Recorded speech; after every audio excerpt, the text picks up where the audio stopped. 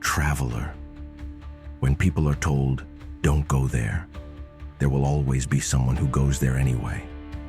It has always been this way, and it will be long after we're gone.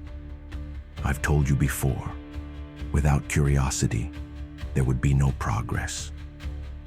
But when the urge comes to tread where one is strictly forbidden, ask yourself honestly, are you strong enough to face the unknown? There is a continuation of the story I told you last time. Are you ready to hear it? Then let's begin. Many winters passed since the old shaman and Ulun returned from the nameless lake.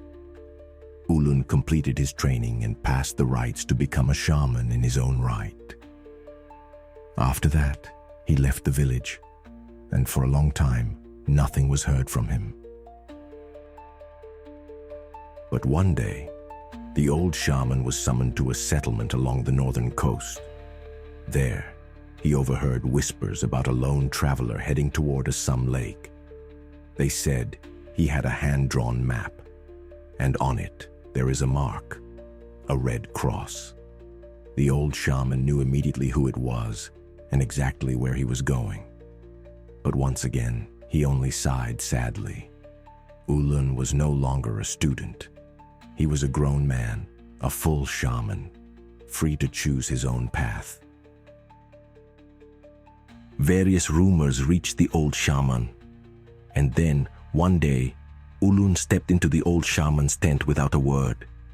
He stood there silently, not looking at his former teacher, but through him, as if peering into a distant memory. "So," said the old shaman, "you were there, and returned. But perhaps you didn't come back completely. Sit. Speak of what you saw. Maybe, just maybe, you'll remember what you left behind, beneath the ice." And so Ulun began.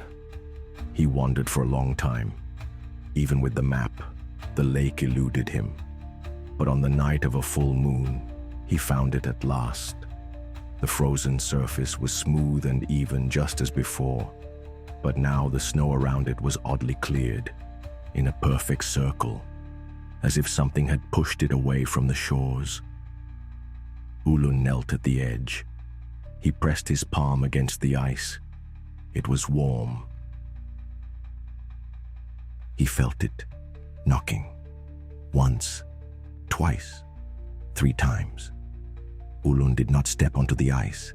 He made camp and stayed the night at the shore. No snow fell, but by morning everything was covered in frost, even the stones, even his hair. And on the lake's surface were footprints, bare human feet, walking across the ice. Ulun called for Ilan, not expecting an answer, but simply trying. And Ilan answered. The voice came from right behind him, but when Ulun turned, there was no one. Still, he wasn't afraid. He felt a strange, unnatural calm. He stepped out onto the ice and walked toward the center. And there, the ice did not crack. It opened, softly, like petals of a flower, soundless. And Ulun descended. "I don't know how long I was beneath the ice," Ulun said. His hair was white as an old man's, but his face still young. "I remember nothing of my time down there. When I awoke, I was lying on the shore again, snow falling around me." "People say you don't eat anymore," the old shaman said. "You don't sleep. You just sit by the fire, sometimes laughing, a strange laugh that makes the others shiver. I've seen you flinch when someone throws dry wood into the flames, like the sparks cause you pain. When children play nearby, you turn away, as if ashamed for them to see your face.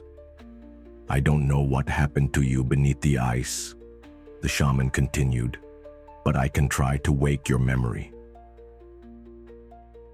For 3 days, Ulun remained in the old shaman's tent.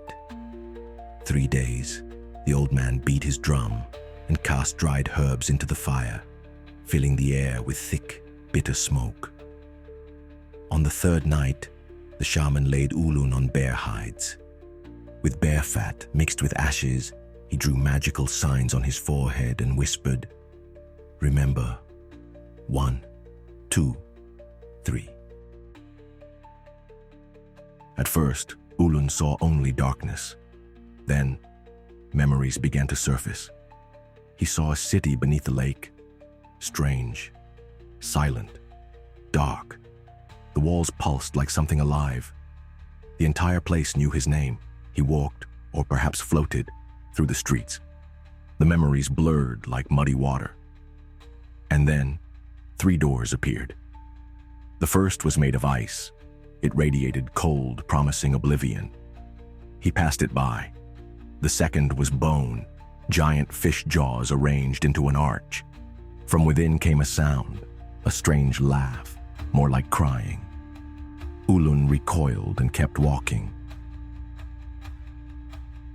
The third door was black wood, its handle like a ring on the finger of a dead person. His name was engraved on it, not the name he was given at birth, but the one he had always felt deep inside, though never spoken aloud. Ulun grasped the handle, and the door opened inward. The room beyond the door had no walls. The space stretched out like a web in a dream. No ceiling, no floor, just an endless dome of translucent material, like a fabric stretched between worlds. And something was there, something waiting. He approached. It was a mirror, murky, as if its surface was covered with a thick layer of dust. Ulun reached out to wipe it clean, and the moment his fingers touched the surface, a searing pain exploded through his body. Then, blackness. Ulun opened his eyes, lying in the old shaman's yurt. "What happened?" he asked, "when I touched that mirror?" "You made a connection," said the old shaman, "with that ancient entity that lives in that lake. This entity is also curious. Now it sees the world through your eyes. You left a part of yourself in that mirror, but you were strong enough to keep living without it. Ilan wasn't. He wasn't strong enough. He remains there, trapped beneath the ice, and the ancient entity, it feasts on his memories." "How do I get my missing part back?" Ulun asked. "Come back," the shaman said, "but I doubt the ancient entity will let you go under the ice again. It got what it wanted. It won't give up such entertainment easily." "But I feel myself growing weaker with each passing day," said Ulun.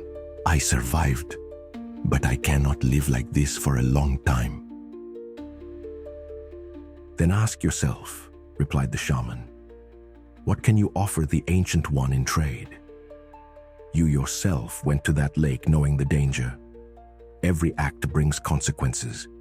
Every stone tossed into water causes circles on the water. But everything has a price. Think carefully. If you can find a solution, you will live. Remember this, traveler. You cannot throw a stone into water without disturbing its surface. Every one of your actions will carry consequences. The one who refrains from rash actions has much less problems in his life.